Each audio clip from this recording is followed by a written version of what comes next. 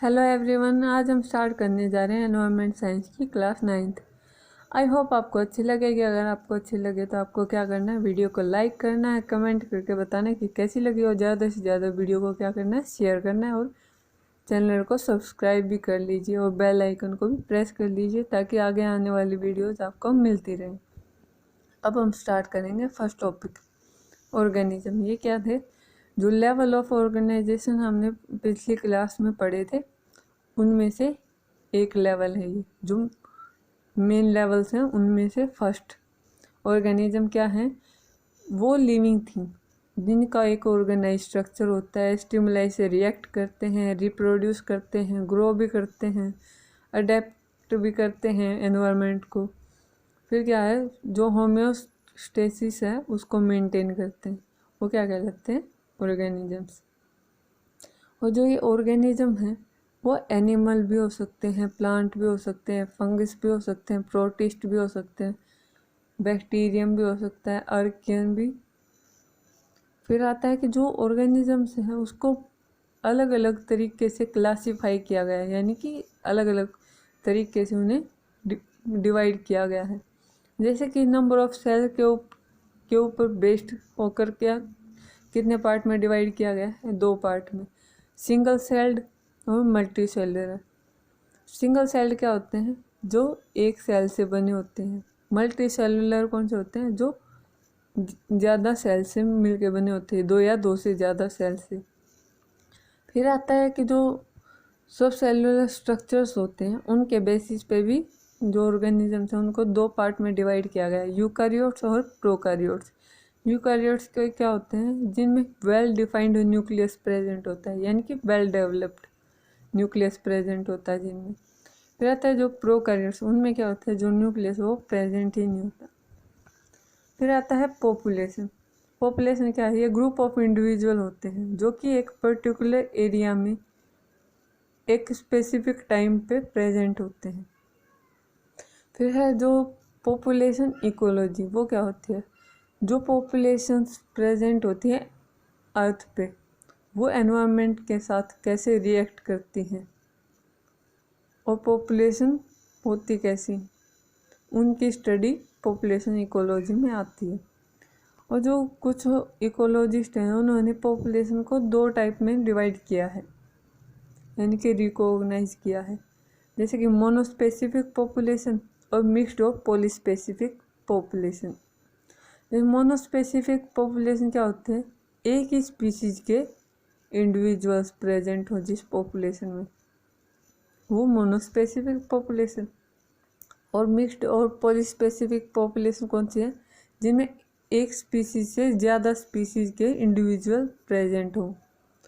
फिर आता है कि जो इकोलॉजी है उसके अकॉर्डिंग जो पॉलीस्पेसिफिक पॉपुलेशन है उसे कम्युनिटी कहा गया है, और जो पॉपुलेशन है उसे जैसे कि किसी भी तरह के ऑर्गेनिजम्स के इंडिविजुअल्स का ग्रुप, यानी कि ऑर्गेनिजम्स किसी भी तरह के हो सकते हैं, जैसे कि प्लांट हैं उनका, जैसे कि उनके जो, और जैसे कि एनिमल्स हैं, एनिमल्स में जैसे कि प्रोटिस्ट हैं, बैक्टीरिया हैं, यानी कि जैसे कि मान लिया बैक्टीरिया हैं, उनकी जो बैक्टीरिया के जो इंडिविजुअल होते हैं उनका जो ग्रुप है वो क्या कहलाएगा?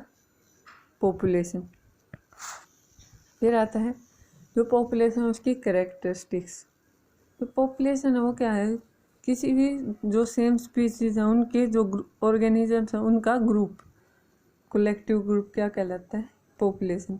और इसे 6 कैरेक्टरिस्टिक्स बताई गई हैं पॉपुलेशन की, जैसे कि population size and density, dispersion, age structure, natality यानी कि बर्थ रेट, मोर्टेलिटी यानी कि डेथ रेट, और लाइफ टेबल्स।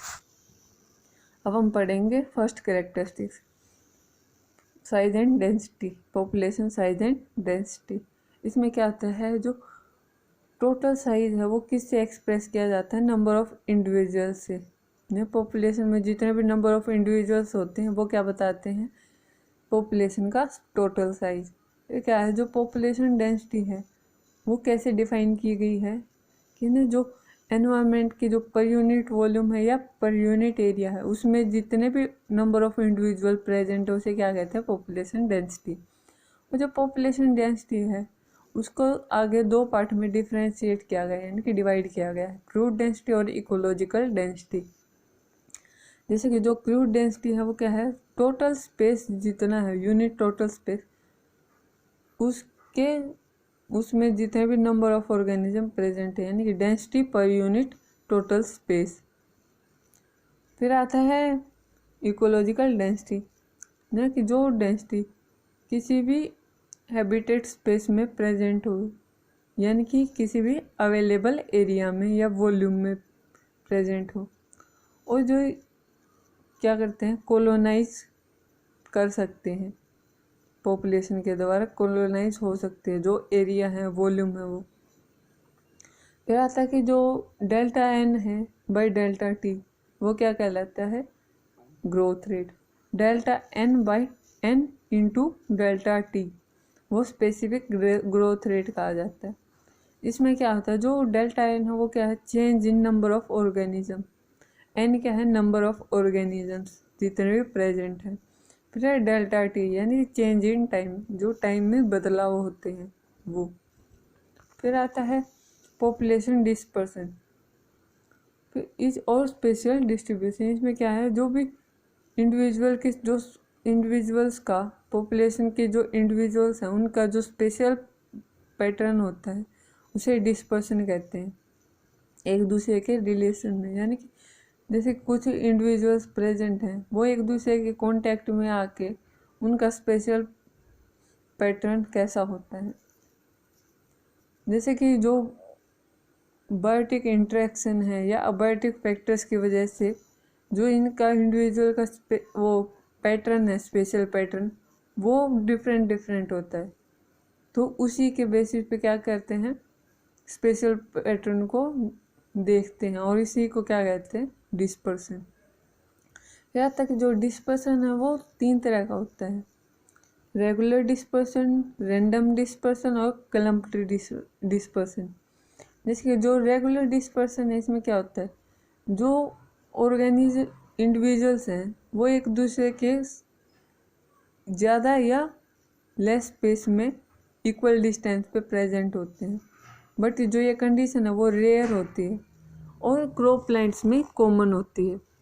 जो एनिमल, फिर आता है रैंडम डिस्पर्सन। रैंडम डिस्पर्सन में क्या है, जो नेबर्स के रिलेशन में, यानी कि जो इंडिविजुअल है, कोई एक इंडिविजुअल वो दूसरे जो नेबर है उससे रिलेटेड नहीं होता उसकी पोजीशन से, यानी कि कोई कहीं पे प्रेजेंट है कोई कहीं पे, तो ये क्या कहलाता है, रैंडम डिस्पर्सन।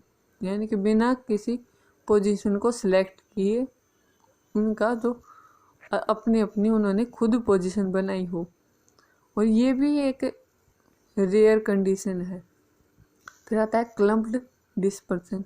इसमें क्या होता है, जो ज़्यादातर जो पॉपुलेशन है वो क्या करते हैं, डिस्पर्स होती हैं। तो किस में डिस्पर्स होती हैं, पैचेज की फॉर्म में, यानी कि एक तरह से झुंड बनाते हैं ना, जो ग्रुप बना के रहते हैं।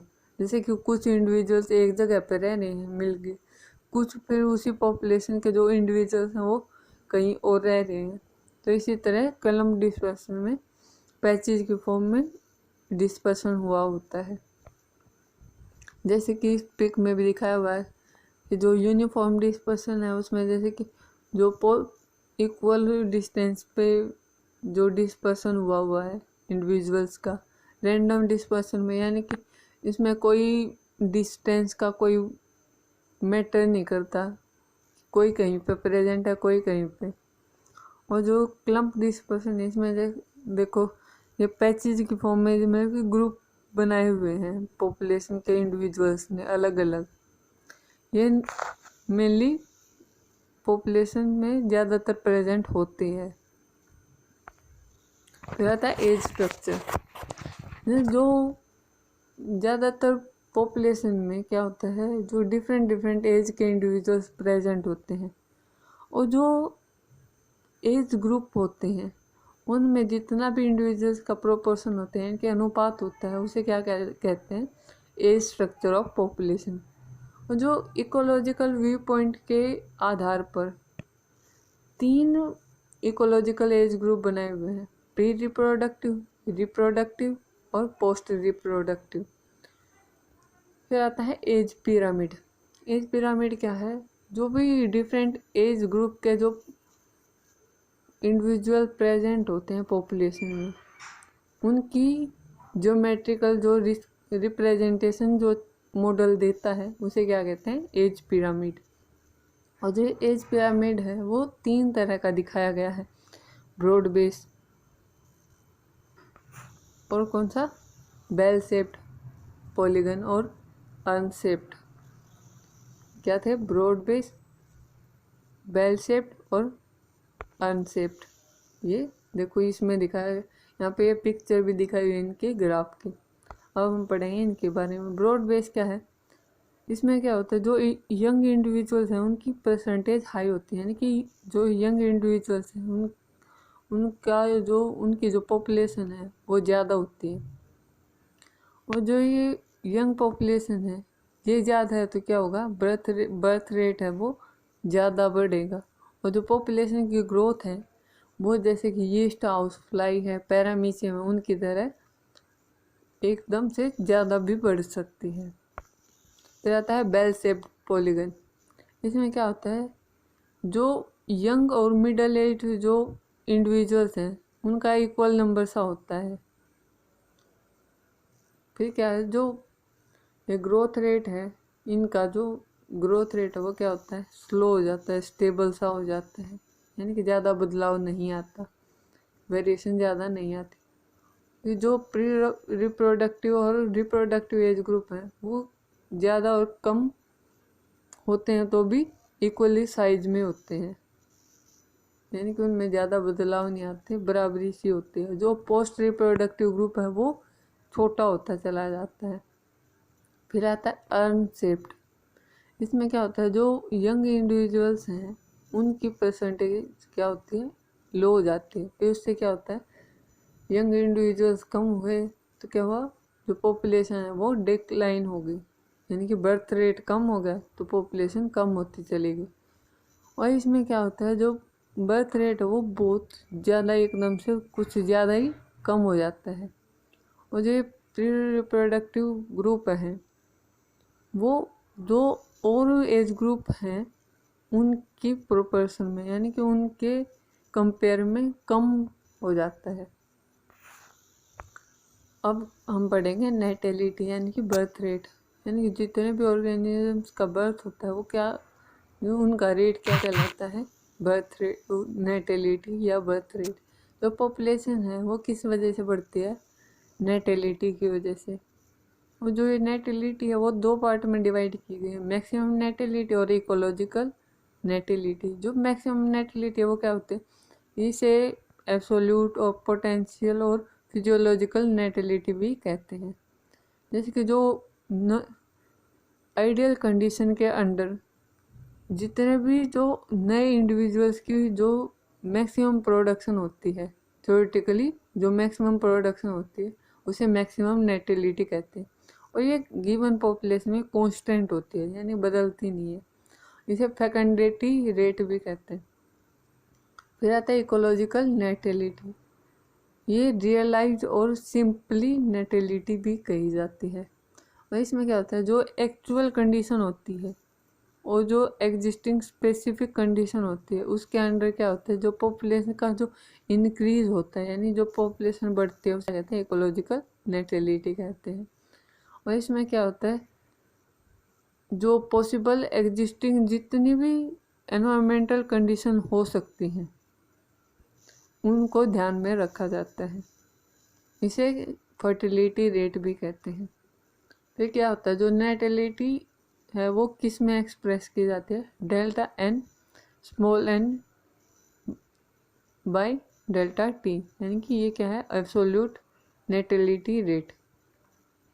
फिर है delta N small N by N वो कैपिटल एन वो डेल्टा टी ये क्या है, स्पेसिफिक नेटेलिटी रेट। ये थोड़ा सा मिस्टेक होगा, मैं दोबारा बता देती हूँ। जैसे कि जो delta N small N by वो कैपिटल एन डेल्टा टी, ये क्या कहलाता है, specific natality rate. Natality rate per unit of population. इसमें क्या होता है, जो एन है वो क्या है, नंबर ऑफ ऑर्गेनिज्म है। डेल्टा एन क्या है, ये डेल्टा जब किसी के आगे लग जाता है तो यानी कि उसमें चेंज का साइन होता है ये। जैसे कि एन के आगे लगा हुआ है डेल्टा का साइन, ये क्या होता है, change in number of organism. फिर क्या, जो स्मॉल एन है वो क्या है, जितने भी नए इंडिविजुअल का जो बर्थ हुआ है पॉपुलेशन में वो। टी क्या है, टाइम। अगर डेल्टा टी है तो वो क्या हो, चेंज इन टाइम। फिर आता मोर्टेलिटी रेट यानी कि डेथ रेट, यानी कि जितने भी जो लिविंग इंडिविजुअल्स हैं वो उनकी डेथ होती है, तो जितना नंबर होता है उनका, जितना भी रेट होता है उसे क्या कहते हैं, मोर्टेलिटी। और और जो ये मोर्टेलिटी है नेटेलिटी की तरह, ये भी दो पार्ट में डिवाइड होती है, मिनिमम मोर्टेलिटी और इकोलॉजिकल और रियलाइज्ड मोर्टेलिटी। मिनिमम मोर्टेलिटी को क्या कहते हैं, और स्पेसिफिक और पोटेंशियल मोर्टेलिटी भी कहते हैं। और जितने भी, जैसे कि जो थ्योरेटिकल मिनिमम लॉस होता है इंडिविजुअल्स का, किसके अंडर, आइडियल और नॉन लिमिटिंग कंडीशन के अंदर, उसे मिनिमम मोर्टेलिटी कहते हैं। और ये पॉपुलेशन में के लिए कांस्टेंट होती है। फिर आता है इकोलॉजिकल और रियलाइज्ड मोर्टेलिटी। इसमें क्या होता है, जो एनवायरमेंटल कंडीशन दी गई उसमें जो एक्चुअल लॉस होता है इंडिविजुअल का, वो क्या कहलाता है, इकोलॉजिकल और रियलाइज्ड मोर्टेलिटी। जो इकोलॉजिकल मोर्टेलिटी ये कांस्टेंट नहीं होती पॉपुलेशन के लिए, पॉपुलेशन और एनवायरमेंटल कंडीशन के अकॉर्डिंग बदलती रहती है। जैसे कि प्रीडेशन है, डिजीज हो जाए या इकोलॉजिकल हैजार्ड्स हो जाए। फिर जो ये इसमें ना एक जो बर्थ डेथ रेट जो है इनटू में 100 इंटू बर्थ बाय डेथ, ये क्या कहलाता है, वाइटल इंडेक्स। फिर आता है बायोटिक पोटेंशियल। जो भी ऑर्गेनिज्म की रिप्रोड्यूस करने की, सर्वाइव करने की, और जो नंबर इंक्रीज करने की, नंबर ऑफ इंडिविजुअल इंक्रीज करने की जो इनहेरेंट प्रॉपर्टी होती है उसे क्या कहते हैं, बायोटिक पोटेंशियल। फिर आता है लाइफ टेबल। लाइफ टेबल में किसके में इंफॉर्मेशन दी जाती है, जो नेटेलिटी और मोर्टेलिटी होती है, डिफरेंट एजेस और जो डिफरेंट सेक्सेस प्रेजेंट होते हैं उनके बारे में। तो जो लाइफ टेबल है इसमें क्या होता है, जो पॉपुलेशन का जो ग्रोथ हुई, डेक्लाइन हुई, उसका एस्टिमेशन, जो पॉसिबल एस्टिमेशन है वो दिया जाता है। इसमें जैसे कि जो ये टेबल होती है, इसमें जो ये टेबल क्या, और भी जो टेबल होती है, हर एक टेबल में क्या होता है, एज ऑफ इंडिविजुअल का भी कॉलम होता है, नंबर जितने भी जो हर एक एज में जितने भी नंबर ऑफ ऑर्गेनिज्म सर्वाइव किए करे हैं जिन्होंने, उनका भी कॉलम होता है। कितने की डेथ हुई हर एक एज ग्रुप में, उसका भी कॉलम होता है। प्रीवियस एज कैटेगरी के अकॉर्डिंग उनमें से कितने की डेथ हुई थी प्रीवियस जो एज ग्रुप है उसमें। फिर है जो फर्टिलिटी रेट है, उसका भी कॉलम होता है। हर एक एज ग्रुप में जितने भी नंबर ऑफ वो यंग ऑर्गेनिजम्स जो नए बोर्न हुए हैं उनका भी नंबर होता है। फिर जो इंफॉर्मेशन है ये पूरी कलेक्ट करके ये क्या प्रोवाइड करती है, नेट रिप्रोडक्टिव रेट प्रोवाइड करती है पॉपुलेशन का। और जो ये ऑफस्प्रिंग यानी कि जो ऑफस्प्रिंग है वो एक इंडिविजुअल से कितने बचते हैं, उसका टोटल जो नेट रिप्रोडक्टिव रेट है यानी टोटल एस्टिमेशन इसमें लाइफ टेबल से पता चलता है।